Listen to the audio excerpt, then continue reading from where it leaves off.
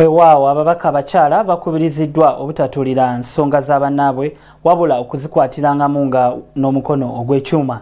Bbiri ez'akawungeezi zimaze okukoona kadde kamalindirire nze Ssenyonga Beka Mulinde ogakutuusako era kansooke nkulage emitwe gyaffe emikulu egikoze ag'olwaleero n'oluvannyuma nga kutuuseko mbujjuvu tovaawo.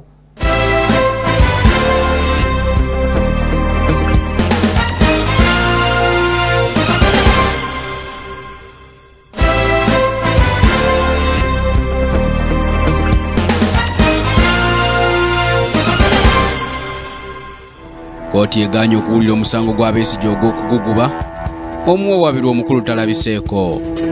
Ababaka abakyala basiimye Pulezidenti Museveni olw'engeri gye yalonzeemu baminisita be abakyala yabawadde ebifo ebisava. Abadde avuganya gavumenti ya Kabila mu DR Congo gamumyuse, kooti emukaliza emyaka 3 lwa kutunda kizimbe. So nga ttiimu y'eggwanga esitula nkya okwolekera Mbale gyegenda okuttunkira n'abaana enzaalwa z'e Masaba.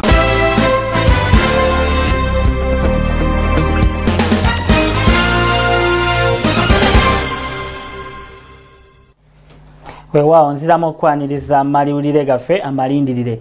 Ennaku z'omwezi ziri 23 omwezi gwa mukaaga ate omwaka 2016. Butereevu kooti etaputa ssemateeka tesobodde kuwulira musango okuvunaanibwa kano Dr. Kizza Besigye ogw'okuguguba ekiviiriddeko abalamuzi okugwongezaayo ku lunaku lwe batoogedde. Abakulira ekkomera ly'e Luzira balemeddwa okuleeta Besigye mu kooti eno avunaanibwe omusango guno. Ebisingawo omusasi waffe Kabituwe. Kooti etaputa ssemateeka tewulidde musango ssaabawaabi wa gavumenti gwe yawaaba ng'ayagala amateeka gatapute obwegugungo bwa Dr. Kizza Besigye n'abawagizi be olw'ensonga nti enjuyi zombi zibadde tezinneeteekateeka era nga n'ekkomera ery'e Luzira teryafunye ebbaluwa eyita Dr. Kizza Besigye mu kooti eno. Ssaabawaabi wa gavumenti yawandiikira kooti etaputa amateeka ng'akkaatiriza nti obwegugungo bwa Besigye n'abawagizi be tebuli mu mateeka era nga bulina okuwerebwa ng'anaasangibwa ng'abwenyigiramu avunaanibwa ng'amateeka bwe galagira. Okusinziira kwa myuka Ssaabalamuzi Stephen Kavuma nga yakulembedde abalamuzi abataano abali mu mitambo gy'okutaputa omusango guno, Dr. Kizza Besigye talabiseeko mu kooti era ng'omusango gwakuwulirwa ng'enjuyi zombi zimaze okweteekateeka.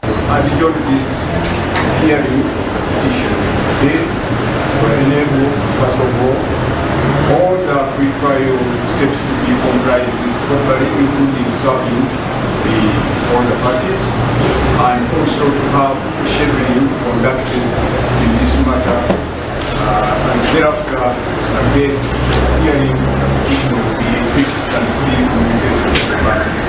Leader w'ekibiina kya Forum for Democratic Change Radasras Rakafuzi ategeezezza ng'omulamuzi Stephen Kavuma bw'akikola akagenderere okutambuza omusango guno akasoobo. Kiri nti omusango guno Justice Kavuma yalonda olunaku lwaleero okuwulira omusango guno era yali akimanyi nti teguli scheduled, so nze mu kulaba kwange ndowooza ekiwola bakikwasa engalo ekintu tekyaliho ti nnyo nga bwe kyali baafuna kye baagala Besigye ali mabega wa mitayimbwa, so n'olwekyo kakati tebakyafaayo okuba nti ebintu babipapiranga buli babipapiranga. Mujjukira luli mu kupapa okungi Justice Kavuma yatuula yekka mu kooti n'ayisa ebiragiro ebimenya constitution yonna. Mu musango guno Dr. Besigye talina pulida yeewolereza yekka era nga yataddeyo okwewozaako kwe mu buwandiike n'ategeeza nti obwegugungo bwe yakola yabukola mu mateeka era nga talina kye yeegaana kubanga ddembe lye erimuweebwa ssemateeka okwemulugunya n'okukunga abantu bamwegatteko mu kulaga obutali bumativu kufuga bbi n'obwannakyemalira. Ye Mubaraka Munyagwa nga y'omu ku abo Dr. Kizza Besigye be yakunga okwegugunga ategeezezza nga gavumenti bweraze obutiitiizi olwa Dr. Kizza Besigye okwewolereza yekka. Amazima gali nti kano Besigye atiisa gavumenti bwe yagambye nti ayagala kwerepresentinga oba kwewolereza kyatiisiza abali muyinza nga tebali shuwa ku kibi agenda kwogera. Nze ndowooza kyensonga lwaki tebamulese wano ate nsuubira tebali muzzi engeri gyali nti yagaana okubeera ne looya amwogerera tebayinza muzzi. era mu kwewozaako kwe kye yawandiika Dr. Kizza Besigye akikkaatiriza nti okusaba obululu okuddamu okubalibwa n'okwekenneenyezebwa si musango era tekirina we kimenyera amateeka kintu ekikkirizibwa ensi yonna singa wabeerawo obutali bumativu. Kinajjukirwa nti kkooti enkulu yagoba omusango guno oluvannyuma lwa gavumenti okubulwa obujulizi obumala obulumiriza Dr. Kano Kizza Besigye nti yamenya amateeka bwe yakuba enkuŋŋaana n'okukuma mu bantu omuliro okwegugunga ng'awakanya ebyava mu kulonda kw'obwa pulezidenti okwaliwo mu mwezi ogwokubiri omwaka guno. Ku Ra Kingdom TV amalindirire Ekak Ronald yakusakidde eggulire lino. Weewaawo ababaka abakyala basimye omukulembeze w'eggwanga okwongera ku muwendo gw'abakyala mu kabinenti ye. Bano era basabye bannaabwe abaweeredde obwa minisita obutatulira nsonga z'abakyala wabula bazikwate n'obwesimbu. Omusasi waffe abaddewo nga ababaka bano boogera bino era kabituwe embujjuvu. Stand up and embrace your roles today. Oluvannyuma lw'abaminisita okulayizibwa mu butongole, ababaka abakyala abeegattira mu kibiina kyabwe ekya Uganda Women Parliamentary Association basiimye President Museveni olw'okwongera abakyala ebifo mu kabinenti ye. Mu kabinenti enkadde baminisita abakyala baali 28 nga kati ku muwendo guno kwongeddwako 4. Twagala okusiima mukulu w'eggwanga His Excellency Yoweri Kaguta Museveni okulaba nti atuwadde baminisita abakyala naddala nnyo ku ministries ezikwata kufe abakyala ate n'eggwanga lyonna. Ababaka okuli Monica Amongin, Dorothy Nsheija, Baguma Speranza bategeezezza nga President Museveni bwe yeesiza abakyala olw'ensonga nti be balina obwesige mu nsonga y'ebyensimbi ng'era baakukola nnyo mu kulwanyisa obuli bw'enguzi.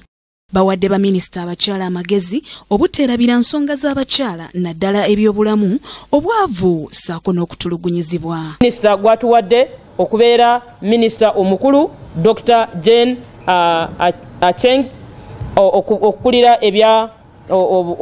ebyobulamu ekitegeeza nti no enjere gy'abadde ali technical staff ali mukugu mu bintu ebikwatagana n'ebyobulamu. Tumusaba enjere gy'abadde alaba abakyala baffe bafiira mu ssanya nga bazaala abanna baffe nga bafa nga bazaalibwa abanna baffe ne bafuna akawuka ka mukenenya nga bakyali mu mbuto oba bazaalibwa. Twagala okulaba nti abantu abo twagala kubalaba nga bali balamu. Twagala kulaba kiki ekyeyongerako okuva ku percentage gye tubadde tukolerako ne tulaba nti ebyobulamu byeyongedde okubeera bulungi. Mu byenjigiriza abakyala bano basabiddwa okulaba nga bannayuganda bafuna ebyenjigiriza ebituukana n'omutindo naddala nga abakyala be bakwasiddwa ministry zino ez'enkizo. Eggwanga lyonna okukulaakulana oba ekitundu kyonna okukulaakulana kisinziira ku buyigirize bwakyo. N'olwekyo tukusaba waliwo ebintu bingi ensonga nyingi ezibadde ziremesa obuyigirize bw'eggwanga lino. Ekisooka abanna baffe bakyasomera wansi w'emiti. Mama tuyambe nge bwe wayambako ekala moja tulaba abaana baffe bava wansi w'emiti ne bagenda mu classrooms basobola okubeera ne conditions ennungi ezisobola kubayambako okulaba nti bateekamu amaanyi. Naffe tusanyuke ku sente zigenda Ministry of Education. Ekibiina kya UOPA kyegattirwamu ababaka ba palamenti abakyala ng'era batuuse eddoboozi lyabwe okulaba ng'abantu bafuna obwenkanya naddala mu bakyala n'abaana. Kisakya Joan, Kingdom TV amalindirire. Weewaawo enneeyongerayo n'amalindiriro amalala olunaku olwaleero ababaka mu lukiiko lw'eggwanga olukulu bakubiriziddwa okwewala okukozesa bannamawulire abatalina lukusa lwa paalamenti kubanga bayinza okubaviirako obuzibu.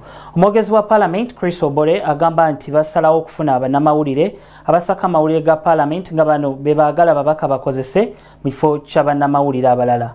Ono asaba n'ababaka okweyisa obulungi kubanga amawulire buli we badda gabeera gabatunuulidde. Samla Hanifa katuwe bisingawo ku mboozi eno. Ngebula olunaku lumu lwokka okusomesa abaka ba paalamenti ey'ekkumi kukomekkerezebwe olunaku lwa leero abaka bakubiriziddwa okulekeraawo okukozesa bannamawulire abatalina lukusa kusaka mawulire ga paalamenti kubakolera mawulire agava mu paalamenti. We have the journalists accredited to cover parliament and most of the journalists now are professional, but some MPs have their own private media handlers who keep deceiving them that for their prerogative to be covered, they should give him some money. Omwogezi wa Parliament Chris Obore era akuutidde ababaka okukuuma empisa kuba kintu kikulu nnyo. It is better to behave in a very honorable manner as a member of Parliament. Respect for each other, time keeping, grooming, the language they use as members of Parliament to each other and even members of staff. Respect for even cleaners. Ababaka bategeezezza nga bwe kiri ekizibu okuyigiriza abantu abakulu empisa. Ekyempisa batawanidde bwereere kubanga empisa tosobola ziteeka mu muntu alina 40 years n'omugamba nti ajja kuba empisa bazitandika omwana ng'akyali mwana muto. Buli omu wano alina empisa ze. Kati empisa nnyingi nnyo bamemba ba Parliament ze batasobola kukwata kubanga ate tuva na mu cultures zanjawulo. N'olugero Oluganda lugamba mwana mugimu ava ku ngozi. Kakati gye wakulira kikulu nnyo okumanya empisa zo. Naye era olugero Oluganda lugamba bw'ogenda bulyambwa olyambwa. Kati oba wavaawa oba mu constituency ki oba district ki bw'otuuka wano mu house gye bayita Parliament, nyumba ya kitiibwa nnyo, toyina choice wabula okubeera n'empisa eza wano. Njagala kutwala mu maaso okukubiriza ababaka bannaffe nti wabaayo ababadde balina embeera efaanagana ku bino bakyuse beeyise bulungi kubanga bebakulembeze era kyekifaananyi ky'eggwanga lino obanga bali wano obanga bali mu constituency zaabwe obanga bali weeru wa ggwanga balina ekifaananyi ky'eggwanga kye baba bakola ki batunda bwe baba beeyisiza bubi oba bwe tuba tweyisiza bubi eggwanga lyaffe balitwala bubi. Ababaka bamaze ennaku eziwera nga babangulwa basobole okuteeseza eggwanga obulungi era omusomo guno gukomekkerezebwa nkya. Kura Kingdom TV, Samla Hanifa amalindirire. Ebyo ngo bitadde ku bbali ababaka abasabiddwa okwegendereza nga balonda abantu abagenda okubayambako nga baweereza abantu. Okusinziira ku bakulira ekitongole ekikola ku Parliament, ababaka balina okwewala okuwa emirimu ab'eŋŋanda zaabwe wabula banoonya abantu abalina obusobozi. Kyokka bo ababaka bagamba nti gavumenti ensimbi zebawa ntono nnyo n'olwekyo kyava basalawo okufuna ababatalina bisaanizo bimala. Gavumenti ababaka ba Parliament tebawa secretary ate tebasasulira na personal assistant. Ndowooza nti omuntu akwanguyira kati bw'oba olina okukozesa ebiseera ebisinga abamemba abamu baba balowooza baganda be bajja obbanguyira. Naye bwe kituuka nga kyetaaga bukugu, omukugu abeera yeetaaga ssente nnyingi. So y'ensonga lwaki olaba nti abamu bakola bwe batyo. Ate abamu tebalina because of okusala costs. Naye nze ndowooza nti policy yalize mu Parliament ne basalirawo ddala nti kakati tugenda kusasula omuyambi woono. Kituufu omuntu gwewandifunye ng'omuyambi bo oba gwe tuyita personal assistant yandibadde alina obuyigirize omusobozesa okubeera mu kifo ekyo oba diguli kale katugeze naye wa diploma asobola okukola. Naye nekirala kyetulina okumanya nti omuntu gwowa omulimu ogwo olina okuba nga omwesiga. Era nze sikiririza nnyo mu nkola eyo nti mwana wa muganda wange kabiri mwana wange nga talina busobozi buteekwa kukola ogwo mulimu bwe mba njagala akole mba sisobola kugumuwa kubanga nze nyinze bw'aba agenda okunafuya mu nkola y'emirimu. Kampumulemu n'ekitundu kyaffe ekisooka nkomawo n'ekyokubiri ekirimu amalindiro amalala amanyuvu tovaawo.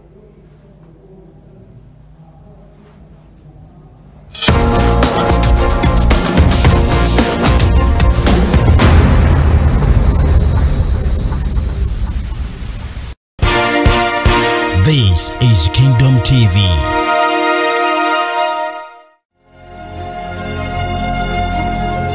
With a grateful heart, Lord, we come into your cause.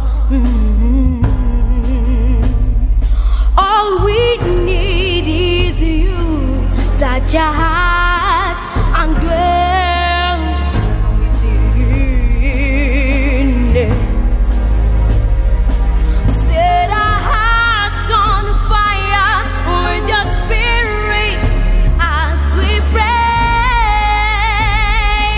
Oh Lord, take the darkness, Lord, bring the freshness of your love.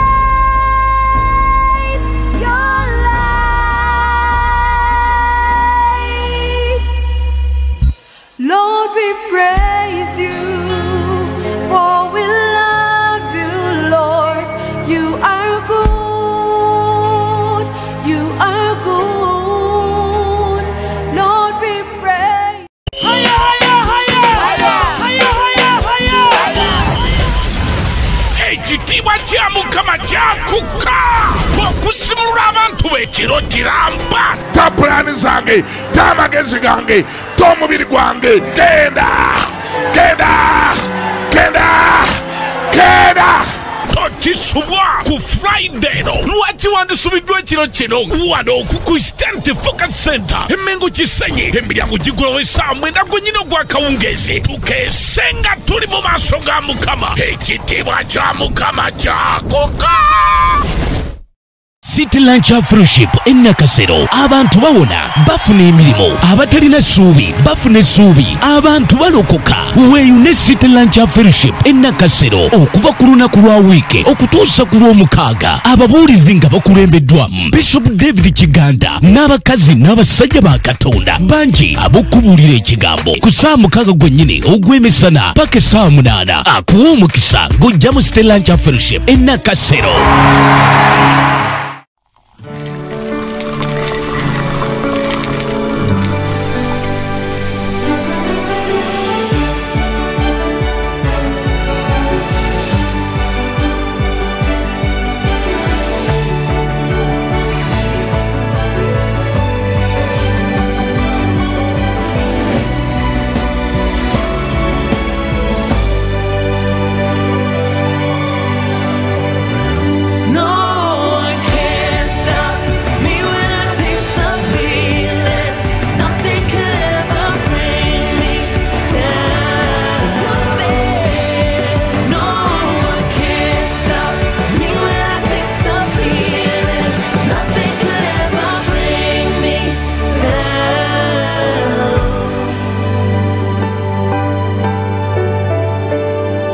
Taste the feeling. Babe, you know you are truly an angel. Aww. I love your walk, your smile, your laugh, everything. You know what else, babe? What? You smell. Oh no, I'm out of airtime. Shops are closed. I have to wait till tomorrow before I can get airtime. She'll think I was saying she smells. Get airtime instantly with your phone. What? Just use Airtel Money. Dial *185 hash, select buy airtime and follow the steps. What? Sorry, babe. My line got cut. I was just saying you smell better than any flower in the world. If you need to top up airtime instantly, anytime, anywhere, just use Airtel Money. You also get bonus airtime with every top up made. Airtel Money. Simple, secure, instant. This is Kingdom TV.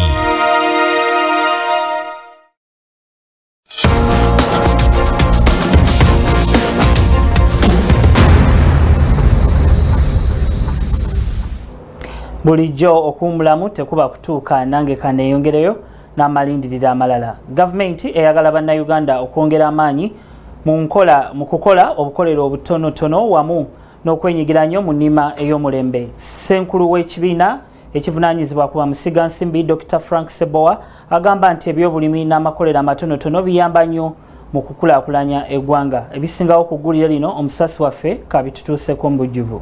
Mu kaweefube w'okutumbula ebyenfuna mu ggwanga, ekitongole ekivunaanyizibwa ku bamusigansimbi ekya Uganda Investment Authority kyakukwatagana n'ebitongole ebirala ebya gavumenti okulaba ng'ebyenfuna mu ggwanga bitumbulwa. Ssenkulu wa Uganda Investment Authority Dr. Sebowa Frank ategeezezza nga bwe bali abasanyufu olwa bamusigansimbi abettanidde ennyo eggwanga, era n'ategeeza nti singa bannayuganda batandika okulima okw'ekikungu awamu n'okwokuvaamu ensimbi kijja kuyambako okugoba obwavu mu ggwanga. Ogedde olwaliro ku nsonga y'okulima okugazi okusinga okulima buli omu n'alima akabanja ke kyanditwetaagisiza nnyo ng'eggwanga tulowooleze mu kulima awagazi. Ekyo kijja kutwetaagisa okutunuulira engeri ettaka lyaffe gye likozesa obwannannyini ku ttaka. Ekitongole kino ekyatandikibwawo emyaka 25 emabega kibadde kyettanira nnyo okutandikawo amakampuni amanene, wabula nga kati obwanga kibwolekeza eri abantu abasobola okutandikawo amakolero matonotono kuba gakozesa abantu bangi. Kwongera okutondawo emirimu gyaffe tutunuulira amakampuni gonna. Amakampuni gano amatonotono galina potential ey'okutondawo emirimu emingi, era singa otunuulira abayitibwa ba SME be basinga okukozesa bannayuganda n'olwekyo abo twagala nnyo tubatunuulire tulabe enkola yaabwe eneegaziwamu etya bw'obanga olina amakampuni ago amatono agaba musigansimbi nga 1,000 nga buli emu eyinza okwongerako abantu 5 ababeera abantu 5,000 naye ate bw'obeera ne kampani ennene bwebanga ekozesa already abantu 1,000 kizibu nnyo okwongera n'egatta bw'abantu abalala 5 oba 2. Okuva gavumenti kumpi we yatunda amakolero gayo gonna ez'amaanyi agateeka mu bamusigansimbi nga kati eyagala ne bannayuganda batandikewo amakolero amatonotono gasobola okuyamba bannaabwe. Ku lwa Kingdom TV, Nasaka Joweria, Amalindirire. Weewaawo gavumenti egumiza bamusigansimbi mu ddimu ly'okusima amafuta nti babeere bagumu kubanga ebyo byonna ebibasoomooza byakuggwa kuba kati essira esinze diteeka mu kuddaabiriza bintu ebitali bimu ebinaayamba okuyimirizaawo eggwanga ng'oggyeko amafuta. Omusasi waffe Nakalema Grace katutuuseeko emboozi eno mbujjuvu. Wazzeewo okwekengera okuva mu bannayuganda bekikwatako n'ab'omukago mu byenkulaakulana ekyokwolesebwa kwa Uganda okwa 2024 kwali gootaana olw'ensonga nti bbeeyi y'amafuta ey'ensi yonna egenda esereba nga kati eri wansi wa $5 buli ku ppipa y'amafuta. Gavumenti ya Uganda yali yeesigamye ku ssente z'amafuta okutuukiriza ebiruubirirwa byayo ebyokulaba nga bannayuganda bejja mu bwavu, naye essuubi ligenze likendeera anti ne bamusigansimbi abateeka ssente mu kusima amafuta bayimiriza emirimu gyabwe olwa bbeeyi y'amafuta kabuli lucha. Patrick Ochaya omukungu mu ministry y'ebyensimbi ategezeza nti bannayuganda tebagwamu maanyi olwa bbeeyi y'amafuta okuseberera kubanga gavumenti kati sire ditadde ku kuddaabiriza n'okuzza obujja ebintu ebirala ebireeta enkulaakulana ng'oggyeko amafuta ng'okwotadde okuzimba enguudo okwongera amasannyalaze n'ebirala. We must pay attention to the need to diversify the economy. In diversifying the economy, we should be mindful also of the need to diversify our revenue sources so that the revenue out of the extractive industry, which is finite, should not overly distort the overall fiscal framework that we entered into. Yo banka y'ebyenkulaakulana egamba nti gavumenti erina okuteeka essira ku bintu ebirala ebiteekateeka eggwanga okusobola okuganyulwa mu mafuta singa gaba gatandise okusimibwa. Kati kye tuyita lokoki content nti ne bannansi tuganyulwa tusanyusibwa era tufunamu muki mu mafuta ago. Kati kye tugamba nti ekintu ekyo singa tetukikolako obulungi ffe bannansi ne tusigala ku nguudo kutunulira amafuta nga gagenda tijja kuba na butebenkevu mu Uganda. Yo banka y'ensi yonna ewabudde gavumenti okukendeeza ku nsaasaanya okusingira ddala ku bintu ebitalina ggumba wabula ssente ziteekebwa mu bintu ebirala ebitumbula enkulaakulana nga mwotadde okusomesa bannayuganda okuzimba enguudo okukendeeza bbeeyi y'amasannyalaze nga y'engeri yokka. So that when 25 years from now, when the oil is finished, there is enough physical and human capital in the country to sustain the progress that Uganda will have gained by then. Crack Kingdom TV, Nakalema Grace, Amalindirire.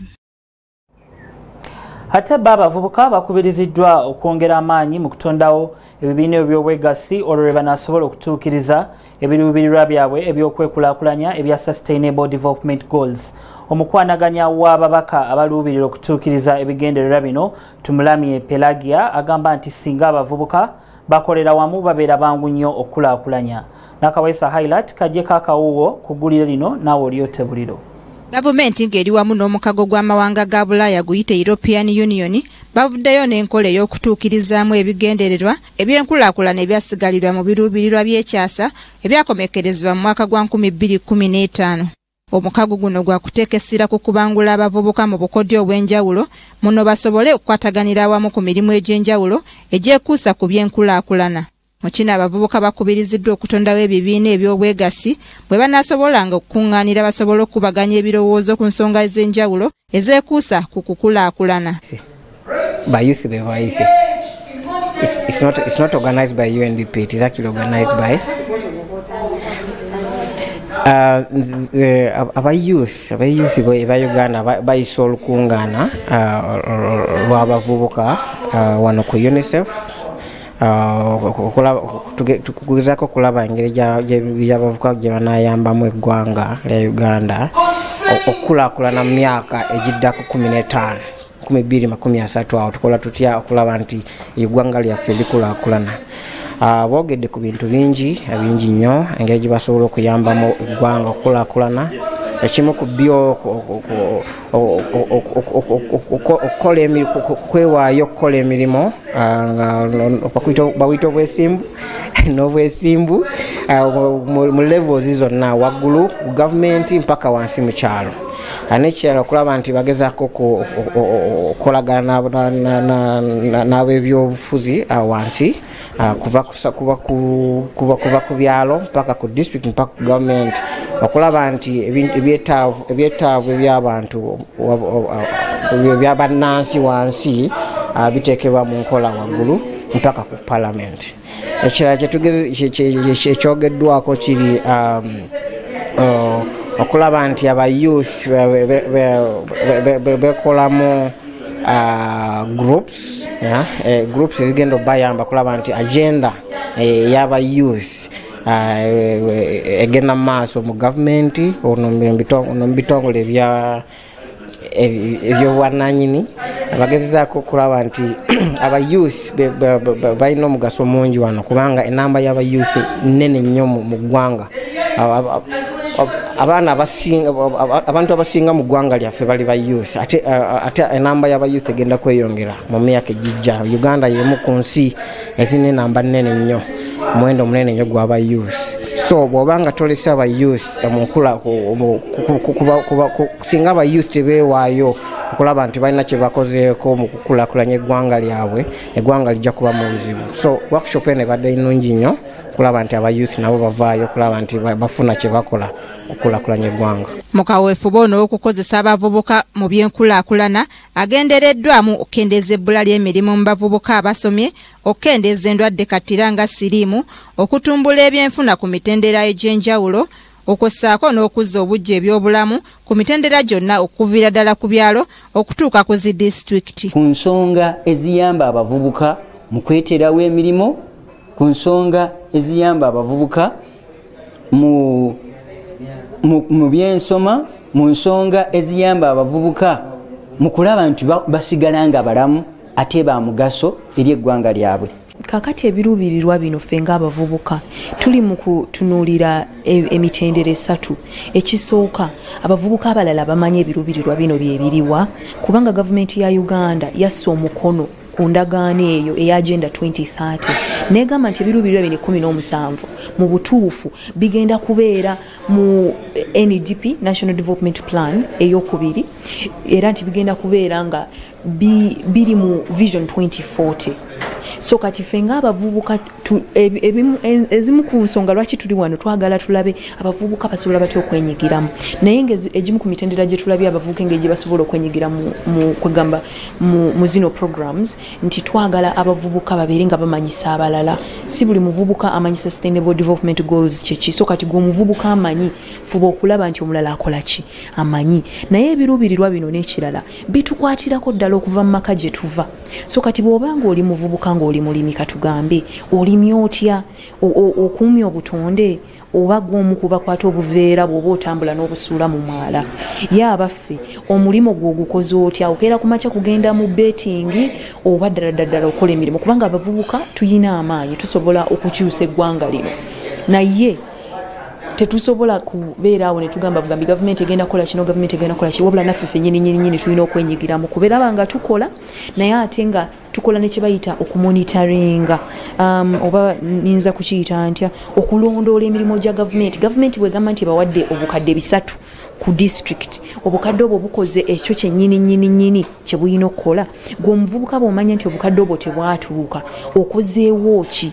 Era abavubuka bakubiriziddwa okufuna obumanyirivu mu kulondoola ebyenkulaakulana ne ssente zonna ezitegekebwa mu mirimu egy'enjawulo okuviira ddala ku byalo okutuuka ku zi disitulikiti. Enkola eno yakukozesebwa oluvannyuma lw'ebiruubirirwa bw'ekyasa obutatuukirizibwa nga bwe kyali kitegekeddwa era nga ku luno ebyasigalira bisuubirwa okutuukirizibwa okutuuka mu mwaka gwa 2030. Hairati Nakaweesa, Kingdom TV, amalindirire. Wewa weneyongerayo n'amalindirire gaffe bwengendako mu kanyomero kaffe kino badde okimanyi tukuleetedde ebigambo eby'amagezi wamu n'ebyo ebijjeregerezi Namukadde Robert Gabriel Mugabe byazza akozesa omukuŋŋaanya waffe Samali Kisaache katutuuseeko eggulire lino mu bujjuvu. Kano ke katundu kaffe ak'obadde okimanyi mu malindirire. Robert ne Morgan Shangalai batuula ku mmeeza emu okukola gavumenti ey'awamu okusobola okwewala ekiyiwa musaayi. Naye mwana wattu kino kyakoma mu bigambo oluvannyuma lwa Mugabe okulonda bagavana b'amatwale nga teyeebuuzizza ku Shangalai ekintu ekyeraga olwatu nti obuyinza Mugabe abwagala yekka. Ekisanja ekyaddirira yalangirira nga bw'agenda okuddamu okuvuganya ku kifo ky'obukulembeze. Ku ntandikwa y'omwaka 2013 yalaga okwagala kwe okusomoza Shangalai nate mu kulonda kw'omwaka ogwo bwe yeesimbawo mu mwezi ogw'omusanvu. Yabuuzibwa oba ddala wakuddamu okuvuganya yaddamu bw'ati: ngenda kufuga Zimbabwe okutuusa nga nkoonye emyaka 10 era nga kati abuzaayo emyaka 8. Okulonda nga kuwedde akakiiko k'ebyokulonda akalangiriranga Mugabe bw'awangudde n'ebitundu 61 ku buli 100 abantu kye baawakanya. Bino bye bimu ku bigambo Mugabe byazza ayogera. Mugabe talina muzungu yenna gwe yeesiga okuggyako oyo abeera afudde. Ku nsonga y'ebisiyaga yagamba tekiribeera tekiribaawo ebisiyaga okukkirizibwa mu Zimbabwe. Mu mwaka gwa 2008 mu mwezi ogw'omukaaga ng'ennaku z'omwezi 2 yagamba nti Katonda eyamuteekawo okufuga Zimbabwe yagenda okumuggya mu ntebe. Yagaana Bungereza okuwa Zimbabwe obuyambi bw'emmere mu biseera enjala we yagwira nti eyinza okutuga abantu be. Yagaana abazungu okusima zaabu mu ggwanga lye kubanga balibotolamu ebitu. Bikukuŋŋaanyiziddwa Samali Kisaache ku Kingdom TV amalindirire. Kano ke katundu kaffe ak'obadde okimanyi mu malindirire. Bwengendako mu malindirire agavudde ebweru w'eggwanga, kooti mu ggwanga lya Democratic Republic of Congo ekaliza yagala obwa President Moise Katumbi lwa kutunda bintu bya ggwanga mu bukyamu. Katumbi akaligiddwa emyaka 3 ng'era omusango bagumusingisizza nga taliiwo. Ebisingawo katubifune mbujjuvu. Nga bannansi ba Democratic Republic of Congo betegekera okukuba akalulu olwaleero, omu ku bavaayo ne balaga nti ekifo kino bakyagala Moise Katumbi bwe mubijjiridde oluvannyuma lwa kkooti mu ggwanga lino okumusingisa omusango gw'okutunda ebintu mu bukyamu. Katumbi ng'ebibiina 7 ebivuganya gavumenti ya Joseph Kabila kwe bisibidde olukoba, omusango guno bagumusingisa tali mu ggwanga oluvannyuma lw'okugenda mu ggwanga lya Bufalansa okufuna obujjanjabi. Kyokka gavumenti egamba nti Katumbi yadduka mu ggwanga oluvannyuma lw'okuweerezebwa ekibaluwa kibakuntumye ng'avunaanibwa omusango gw'okutunda ekizimbe ekitali kikye wamu n'okukozesa abagwira okutabangula eggwanga. Oludda oluwabi lugamba nti Katumbi ow'emyaka 51 yatunda ekizimbe mu kibuga Lubumbashi ng'eno gye yali asinga n'okubeera n'abawagizi abangi. Katumbi nga munnabyamizannyo omukuukutivu, kkooti eno emukaliza emyaka 3 ng'ali mu mbuzi ekogga era n'emulagira okuwengasi abumbi bwa Uganda 2 olw'okutunda ekizimbe ky'omusajja enzaalwa ya Buyonaani. Wabula bapulida ba Katumbi basuubirwa okujulira musango guno kubanga ekibonerezo ekimuweereddwa kinene kye bagamba nti kyandibaamu ebyobufuzi. Katumbi nga yali gavana w'e Katanga okumala emyaka 10 yali munywanyi wa Kabila kyokka okuva lwe bayawula entamu. Katumbi n'ava ne mu kibiina kya Kabila era nga buli omu ayogerera munne ebisongovu. Okusinziira ku ssemateeka wa Democratic Republic of Congo, Kabila alina okuva ku bukulembeze bwa Congo mu Desemba ng'era Katumbi abadde atunuuliddwa nnyo ng'agenda okumuddira mu bigere. Omusajja ono alina obuwagizi bungi nnyo naddala mu bavubuka wamu ne bannabyamizannyo oluvannyuma lw'okuteeka ensimbi eziwera mu ttiimu ya TP Mazembe asuubirwa okuwangula akalulu. Ebyo ngo bitadde ku bbali, bannansi ba Bungereza babukeereza nkokola ne bavumba ennyiriri okukuba akalulu k'okusalawo okwekutula ku mukago gwa Bulaaya. Abantu abasoba mu bukadde 46 be bakubye akalulu ng'era ebinaavaamu bisuubirwa okulangirira enkya nga tebunnaziba. Kano ke kalulu akokusatu mu bunene mu byafaayo bya Bungereza ng'era oludda oluwagira wamu n'olwo olutawagira babadde bagenda bakuyega Abangereza okusalawo mu butuufu kubanga ensi yaabwe. Wabula mu kiro ekikeesezza olwaleero Namutikwa w'enkuba atategeerekese gy'avudde afudde embye mu Bungereza okukakana ng'ebitundu ebimu bijjuddemu amataba. Oluvannyuma lw'okulonda obubokisi bugenda kukuŋŋaanyizibwa butwalibwe mu bifo ebibalirwamu obululu ebisoba mu 380. Bino byonna bigenda kukakasa ebivudde mu bitundu byonna ebikola Bungereza omuli Scotland, Wales, Northern Ireland wamu ne Gibraltar. Bikukuŋŋaanyiriziddwa Basirika Sarah ku Kingdom TV amalindirire.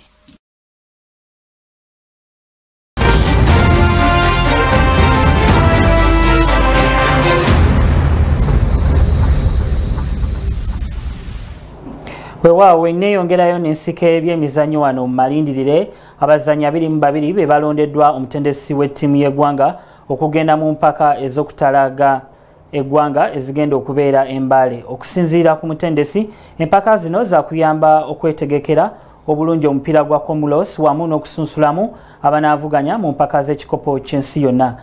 Munnabyamizannyo Katende Brian alina ebisingawo.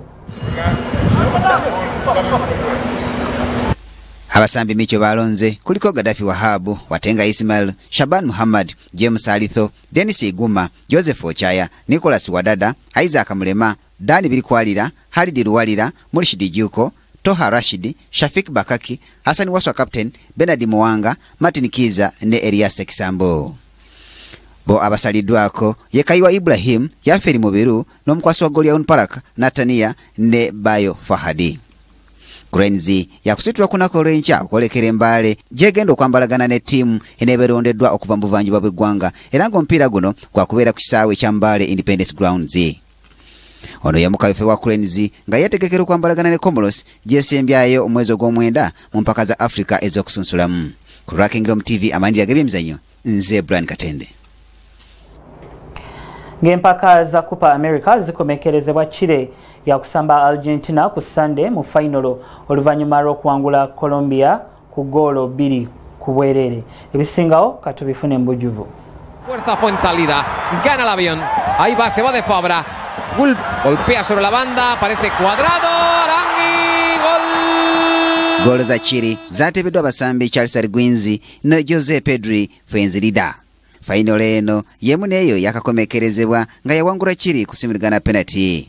Colombia n'abategesa ba United States be banasooka ku lunaku lw'omukaaga okulondako anatwala ekifo ekyokusatu. Yo Argentina okutuuka ku final yawangudde abategesa ba United States ku goolo nyaku bwerere omwabadde ne free kick ey'ebyewuunyo eyateebeddwa omusambi Lionel Messi ne mufuula omusambi akyasinze okuteebera eggwanga lya Argentina mu mpaka zino. Ku Kingdom TV amanyira g'ebyemizannyo nze Brian Katende. Abechi estaba habilitado de cabeza, simplemente hace una pequeña vaselina sobre la salida de Guzan para marcar el primero. Minuto 3, Argentina se adelanta a Estados Unidos.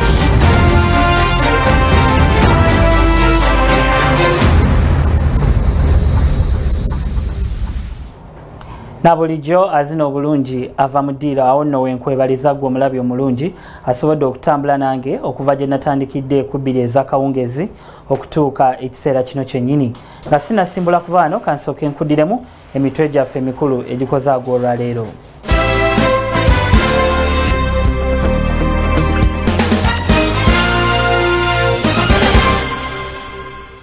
Kooti egaanye okuwulira omusango gwa Besigye ogw'okuguguba omuwawaabirwa omukulu talabiseeko.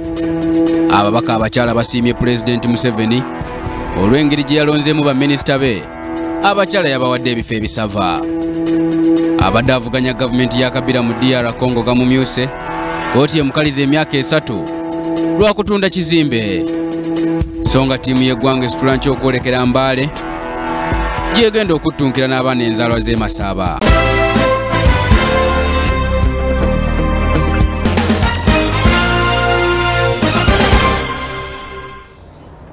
Weewaawo kutusaako amalindirire akawungezi k'olwaleero mbadde muzzukulu wa Mbaziira Ssenyonga Beka Mulinde okuva wano ku Kingdom TV ey'Obwakabaka.